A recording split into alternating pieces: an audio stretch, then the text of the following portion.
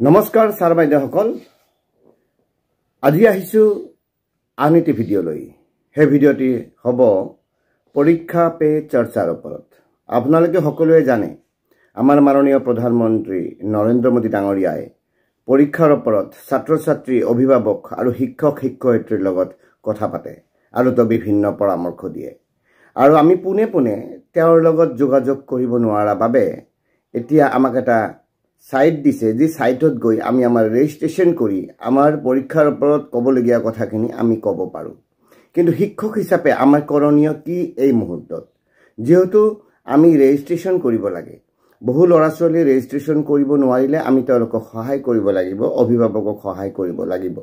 গতিকে অভিভাৱকসকলক সহায় কৰিবলৈ ছাত্ৰ ছাত্ৰীক সহায় কৰিবলৈ আমি পৰীক্ষা পে চৰ্চাৰ কেনেকৈ ৰেজিষ্ট্ৰেচন কৰিম সেই বিষয়ে আজি এই ভিডিঅ'টিত আপোনালোকক পুংখানুপুংখভাৱে জনাবলৈ ওলাইছো মনত ৰাখিব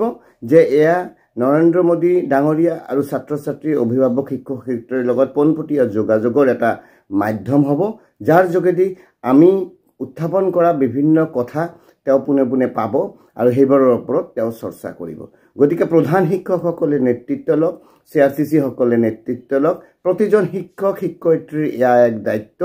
যে সকলোৱে এই বিষয়ে জানক অভিভাৱকে এই বিষয়ে জানক আৰু তেওঁলোকে পৰীক্ষাৰ ওপৰত ৰেজিষ্ট্ৰেচন কৰি কি ক'বলগীয়া আছে মাননীয় প্ৰধানমন্ত্ৰী ডাঙৰীয়াক পুনে পুনে কওক গতিকে আপোনালোকে পলম নকৰিব আজিয়ে ৰেজিষ্ট্ৰেচন কৰক আৰু ৰেজিষ্ট্ৰেচন কেনেকৈ কৰিব সেই বিষয়ে মই আপোনাক এই পৰৱৰ্তী সময়ত আপোনালোকক ক'বলৈ ওলাইছো যদি আপোনালোকৰ ভিডিঅ'টি ভাল লাগে ভিডিঅ'টি শেয়াৰ লাইক কৰি দিব আৰু সাবস্ক্ৰাইব কৰি দিব আহক এতিয়া আগবাঢ়ো যে পৰীক্ষা পে চৰ্চাৰ ৰেজিষ্ট্ৰেচন আমি কেনেকৈ কৰিম ছাৰবেদসকল প্ৰথমতে আপোনালোকে এনেকুৱাকৈ গুগল খুলি ল'ব গুগল খুলি লোৱাৰ পিছত আপোনালোকে তাতে টাইপ কৰি পেলাই আপোনালোকে ইয়াতে সাৰ্চ কৰি দিয়ক সাৰ্চ কৰি দিয়াৰ লগে লগে এনেকুৱাকৈ এটা ইণ্টাৰফেচ ওলাব এই ইণ্টাৰফেচখিনি ইয়াতে ইংলিছ লিখা আছে গতিকে ইয়াতে ইংলিছে থাকক গতিকে ইয়াতে চাওক এনেকুৱা এটা ইণ্টাৰফেচ ওলাব আপোনালোকে অকণমান স্ক্ৰল কৰি যাওক তলৰ ফালে আপোনালোকে চাব পাৰ্টিচিপেট বুলি ইয়াত এই ৰঙা ঘৰটোত আপোনালোকে দেখিবলৈ পাইছে ইয়াতে পাৰ্টিচিপেট বুলি লিখা আছে এনেকুৱাকৈ কেইবাটাও পেজ থাকিব আপোনালোকে অকণমান ইফাল সিফাল কৰি পেলাই চাব যে ইয়াত পাৰ্টিচিপেট পৰীক্ষা পে চৰ্চা 2025 তাৰে তলত যেটো পাৰ্টিচিপেট নাও বুলি লিখা আছে তাতে ক্লিক কৰি দিয়ক তাতে ক্লিক কৰি দিয়াৰ লগে লগে আপোনাৰ এনেকুৱাকৈ এটা নেক্সট উইন্ডো এটা খুল খাব ইয়াতে অপচন আছে চাওক প্ৰথমটো হল ষ্টুডেন্ট সেলফ পাৰ্টিচিপেশন অৰ্থাৎ ষ্টুডেন্টে যদি পুনে পুনে নিজে ৰেজিষ্ট্ৰেচন কৰিব খোজে তেতিয়াহলে তেওঁলোকে কৰিব পাৰিব তাৰ পিছত ইফালে চাওক ইয়াতে আছে ষ্টুডেন্ট পাৰ্টিচিপেশন থ্ৰু টিচাৰ অৰ্থাৎ শিক্ষক শিক্ষয়িত্ৰীৰ যোগেদি অলপ আগতে যে মই ক'লো যে আমি তেওঁলোকক সহায় কৰি দিব লাগিব গতিকে আমি তেওঁলোকক পাৰ্টিচিপেট কৰাই দিম তেওঁলোকৰ হৈ আমি পাৰ্টিচিপেট কৰিম অৰ্থাৎ আমাৰ যোগেদি তেওঁলোকে পাৰ্টিচিপেট কৰিব তাৰ পিছত নেক্সট আছে এয়া টিচাৰ পাৰ্টিচিপেট ফৰ টিচাৰ ইয়াত শিক্ষকসকলে পাৰ্টিচিপেট কৰিব আৰু ইয়াতে পেৰেণ্টে পাৰ্টিচিপেট কৰিব গতিকে এই তলত কলা কলা যিবিলাক ঘৰ দিয়া আছে তাতে আমি তেনেকুৱাকৈ আগবাঢ়িম আমাৰ মেইন বিষয়টো আহিব ইয়াতে এগৰাকী শিক্ষক হিচাপে আমাৰ এতিয়া নিজেতো আমি পাৰ্টিচিপেট কৰিব পাৰিম অভিভাৱকেও পাৰ্টিচিপেট কৰিব পাৰিব এতিয়া আমি পাৰ্টিচিপেট মেইন পাৰ্টিচিপেশনৰ দৰকাৰ হ'ব আমাৰ এইটো বিভাগত ষ্টুডেন্ট পাৰ্টিচিপেশন থ্ৰু টিচাৰ লগইন গতে টিচাৰ লগইনত কেনেকুৱাকৈ আমি পাৰ্টিচিপেশন কৰিম চাওক এই টিচাৰ লগইনৰ তলত ইয়াত ক্লিক টু পাৰ্টিচিপেট আছে ইয়াতে ক্লিক কৰি দিব ক্লিক কৰি দিয়াৰ লগে লগে ইয়াতে এনেকুৱাকৈ এটা উইন্ডো খুল খাব এটা উইন্ডোত মই ইয়াত শিক্ষকে প্ৰথমতে ইয়াতে মই মোৰ নামটো দি দিও ইয়াতে মই মোৰ নামটো দি আছো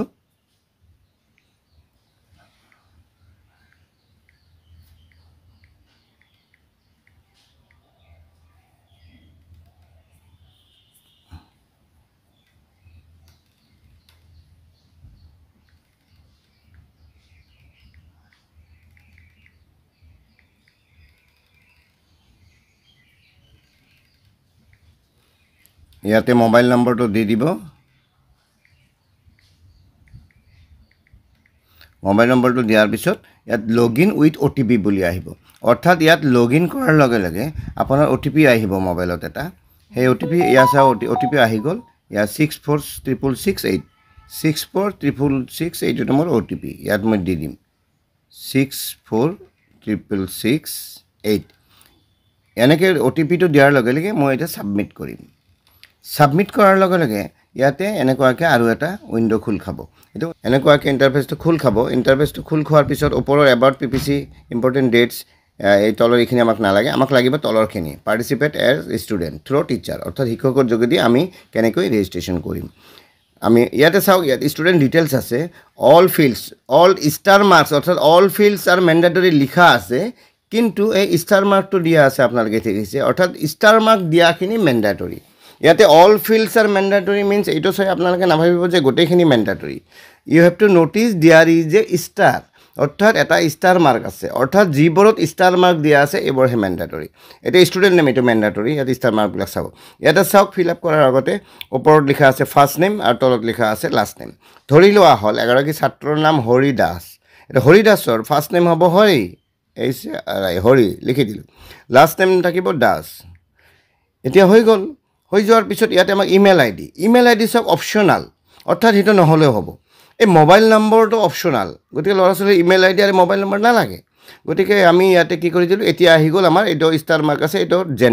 জেণ্ডাৰত মেল ফিমেল যি হয় মই মেল দি দিলোঁ, হৰিদাস দিছিলোঁ। তেখেতৰ ডেট অফ বাৰ্থটো লাগিব, ডেট অফ বাৰ্থটো ষ্টাৰ মাৰ্ক সেইটো দৰকাৰ আছে আমাৰ। গতিকে ডেট অফ বাৰ্থটো স্কুলৰ বহীত আমাৰ পাব, আমাৰ ৰেজিষ্ট্ৰেশ্যন এডমিশ্যন ৰেজিষ্ট্ৰেশ্যন, তাতে গৈ আপুনি ধৰি লওক ছাত্ৰজনৰ বয়স হ'ল 12 বছৰ। 12 বছৰ হ'লে আজিৰ পৰা 12 চনত জন্ম হোৱা বা 12 চনত জন্ম হোৱা দেখুৱাই দিলোঁ, বা 11 চনত দি দিলোঁ। 11 চনৰ ধৰি লোৱা হ'ল আগষ্ট মাহত তেখেতৰ জন্ম, আগষ্টৰ 17 তাৰিখে জন্ম, গতিকে তেনেকুৱাকৈ 17 আগষ্ট 2011ত হৰি দাসৰ জন্ম। এতিয়া তেখেতে কোন ক্লাছত পঢ়িব? 11ত জন্ম হ'লে তেওঁৰ ক্লাছটো আমি ধৰি ল'লোঁ, 11 হ'লে এতিয়া 24, এতিয়া 13 বছৰ হ'ল। এতিয়া 13 বছৰত 7, 8 আমি ধৰি দিলোঁ, 7, 8, গতিকে 7, 8 আমি ক্লাছ 8 দি দিলোঁ। তাৰপিছত নেম অফ পেৰেণ্টছ, হৰি দাসৰ পেৰেণ্টছৰ নাম ধৰি লোৱা হ'ল মোহন দাস। ইয়াতে কিন্তু ফাৰ্ষ্ট নেম লাষ্ট নেম একেটাতে লিখিব লাগিব, মোহন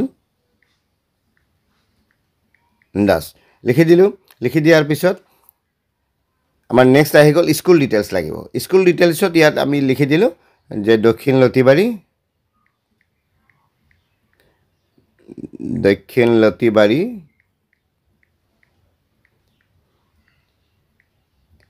ME স্কুল লিখি দিয়াৰ পিছত নেক্সট স্কুল দক্ষিণ লতিবাৰী ME স্কুল লিখিব। তাৰপিছত ইয়াতে বৰ্ড আহিব, তলত বৰ্ড ষ্টাৰ মাৰ্ক, এইটো কোন বৰ্ডৰ এক্সাম আৰু CBSE নৱোদয় বিদ্যালয়, কেন্দ্ৰীয় বিদ্যালয়, government school, CBSE private school, CBSE council, national institute এইবোৰ আছে, ministry of defence, ministry of railway department এইবোৰ আছে। গৈ পেলাই আমি ইয়াতে ষ্টেট বৰ্ডটো আমি দি দিম। আমাৰ ইয়াতে ষ্টেট বৰ্ডটো যিটো আছে ষ্টেট বৰ্ডটো আমি দি দিম। এনেকৈ চাওক আসামত ক্লিক কৰক। প্ৰথমে ইয়াত গৈ আসামত ক্লিক কৰি দিলে যে অসমৰ বৰ্ড হয়, অট'মেটিকেলি সেইটো তেওঁলোকে পাই যাব। তাৰপিছত ইয়াত এড্ৰেছটো কিন্তু মেণ্ডেটৰী, গতিকে এড্ৰেছটো ইয়াত লতিবাৰী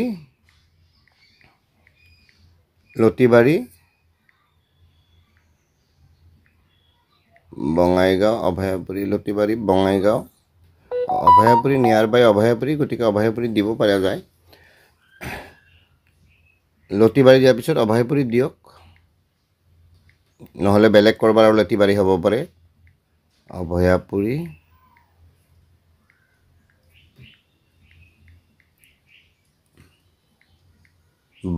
বঙাইগাঁও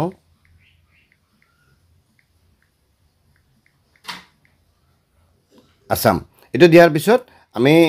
এড্ৰেছটো দি দিলোঁ। তাৰপিছত কাণ্ট্ৰি এড্ৰেছটোত এটা বস্তু চাব, পোষ্টেল পিনক'ডটো দি দিব। পিনক'ডটো দি দিলে কিছুমান ল'ৰা ছোৱালী ইয়াৰ পৰাই ছিলেক্ট হ'ব। নৰেন্দ্ৰ মোদীৰ যি কাৰ্যসূচী অনুষ্ঠিত কৰিব মোদী ডাঙৰীয়াই, তেখেতৰ সেই পৰীক্ষা পে চৰ্চাৰ কাৰ্যসূচীৰ পোনপটীয়াভাৱে তেওঁলোকে লাইভ অংশ লোৱাৰ বাবে সুযোগ পাব কিছুমানে। গতিকে আমি পিন নম্বৰটো ইয়াত দি দিলোঁ 783384 হৈ গ'ল। এতিয়া চাওক কাণ্ট্ৰিটো আমাৰ জানেই সকলোৱে ইণ্ডিয়া, এইটো ভাৰতবৰ্ষতে চৰ্চা। এইকাৰণে এইটো দিছে যে ক'ৰবাত বিদেশৰো আমাৰ যদি কোনোবা মানুহ থাকে, তেওঁলোকেও ভাৰতৰ বিষয়ে, ভাৰতৰ এক্সামিনেশ্যন ছিষ্টেমৰ বিষয়ে কিবা জানিব খুজিলে, ক'ব খুজিলে, তেওঁলোকে ল'ৰা ছোৱালী ইয়াত পঢ়িব পাৰে। গতিকে আল্টিমেটলি আমাৰতো ইণ্ডিয়াই হ'ব, চবৰে ইণ্ডিয়া দি দিয়ক। এনেকৈ স্ক্ৰল কৰি গ'লে আপোনালোকে ইণ্ডিয়া পাই যাব।